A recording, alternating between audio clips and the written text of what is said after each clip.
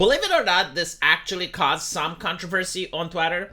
Not as much as the question if a woman would rather be alone with a bear or a man in the woods, or if you would rather be alone with the bear in the woods or go to the New York City subway alone, or whether it's best that a nation is governed by the Democrats or by a group of bears. Because, bears just don't govern, they don't do anything, so that in itself would actually be more beneficial for the economy and the nation as a whole. No, not as philosophical and deep as those questions, but it was an interesting question nonetheless. This one, assuming that it's even real, I don't know, but people are very opinionated, so we're going to treat it as if it's real. And it says the following. Hi, name. Unfortunately, I'm going to cancel your reservation for Saturday. We value our customers a great deal, but we have to think about our hardworking and dedicated employees. At first, I thought that it was just an isolated incident when you failed to tip your server. I sent an apology and a gift card to your wife for that incident. Since that day, I personally oversaw the service you received, and you continue to not tip or live less than $1. I will not subject my staff to that type of behavior, and moving forward, both you and your wife are no longer allowed at our establishment. Okay, so the thing is, there's a lot of people that are very opinionated over stuff that they don't have context for. Again, we genuinely don't know. Where is this taking place? Is it taking place at a McDonald's? Is it taking place at a Chef Ramsay Gordon restaurant? We don't know. What exactly is this incident that they are talking about? Because apparently a gift card was sent to the wife, so did the waiter spill some water? What was there an incident, right? Again, I see a lot of people going on the internet, seeing something, taking it as gospel, and then being not just opinionated on it, but they start to argue with other internet dissidents. And it just doesn't make any sense. But for the sake of entertainment, let's analyze it, right? So assuming that this is real, I assume it takes place in the United States, and you also have to assume that it's somewhat of a posh restaurant if you have someone that's actually supervising the service to this minute detail.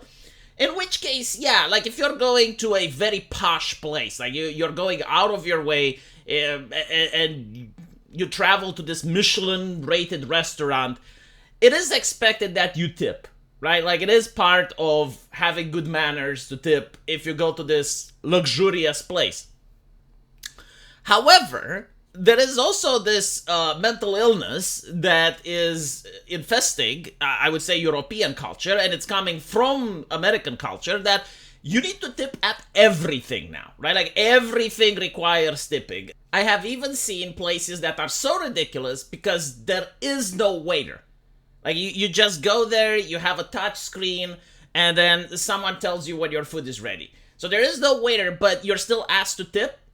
And I'm for what exactly? What am I tipping? Just because there's food in front of me, that means that I got a tip? But if I go and I purchase a new phone, I don't have to tip for that? Does that make any sense, right? So it is this idea that everything needs to be tipped. You take a Uber ride, you got a tip for that. You sit at home and you order Uber Eats, you got a tip for that. I mean, there's even this ridiculous notion.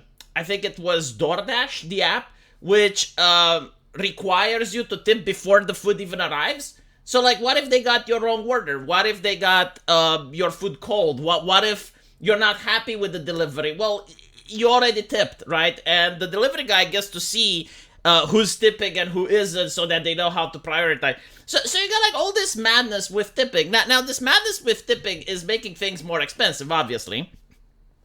But it also incentivizes companies to pay people less. Because it's basically suggested that, okay, well, you take this job and you get less of a pay, but you're going to compensate for that in tips. And I can understand where the employee is coming from. Because there are certain legislations, I don't know if it's in America as well, but it's probably depending on state to state, where you gotta pay taxes on tips. So the government in some situations, at least here in Europe, assumes you are going to be tipped. And they put you a minimum tax So even in the unlikely event that you don't make any money, you still have to pay that tipping tax whether or not you got tipped, right? And they look at the industry and they set an average. Absolutely batshit ridiculous. Greedy governments, greedy corporations, everyone is greedy, and the person that has to pay more is the customer, right? The idea of tipping, like, it came again from the concept that you're going to this posh place and the service is exemplary. Like they have waiters that have been schooled, they have been taught in the art of waitering. So you're going to this really specific place, and due to the way that they're behaving with you, you're living a tip. But this is not the case now. Now almost everyone eats outside on a regular basis, especially the Zoomers and the millennials. Like, they eat outside in some cases more than they cook inside. There's no justification for tipping. And again, you're supporting companies to pay less and you're supporting governments to be more greedy and tax more. The solution for this would be a change in people's mentality. Like, obviously, it's not going to happen overnight with a person that says, I'm just not going to tip anymore. You're just going to end up receiving something like this. I don't think people spit in your food. I think that's a myth. But still, you're going to get people angry. No, you need at least a change of mentality first and foremost. Like, you need more people to be vocal about it and against it, right? So you create this movement where people are admitting, yeah, like, this whole tipping thing sucks. And when you have, like, enough people like that, then you start doing the activism and then you stop tipping. And then maybe things will be able to change. Because if things aren't changing, you're going to see just more and more tipping, especially from places that you don't even expect. I mean, the CEO, the ex-CEO of Blizzard came up on Twitter and said, oh, wouldn't it be great if you could tip AAA gaming? It's like, you already pay $70 for a AAA game, but, like, if you really like it, if it's Elden Ring or something, like, I wish there was an option where I can tip the developer extra. And it's like, okay, so like now, like, you want every single industry, like every single thing that provides any type of service to have tips. So you get to tip your lawyer, you get to tip your gaming company, you get to tip your phone company. Like, is that the direction we're heading towards? Because it does seem so. It does seem that everything should be tippable. So you're paying taxes on it, you're paying the price for it, and now you're paying a tip. And again, from the perspective of the company, it is quite disgusting. Like, they're already underpaying their employees. You're already paying for the service, and then you're already paying extra so that the employee has a wage. Like, how does that make a sense? It doesn't, right? So I find it bizarre that people are defending this. And if you are defending this, then you want more of it.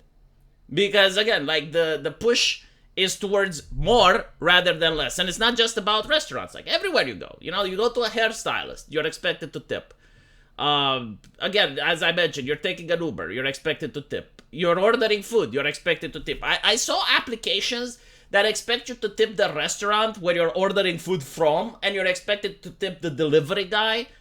You're ordering an Amazon package. Do you tip for that in America? I'm genuinely curious. Like, are you supposed to leave a tip to the guy that brings your Amazon package? Why? If yes. I genuinely don't know. No, unironically. But I wouldn't be surprised if the answer is yes. So my advice is to stop tipping people. Now, if you want to tip me, your YouTuber, there's a link into the pinned comment section, which takes you over to my Subscribestar. And there's another link which takes you over to my livestream channel. So hopefully I'll see you guys there.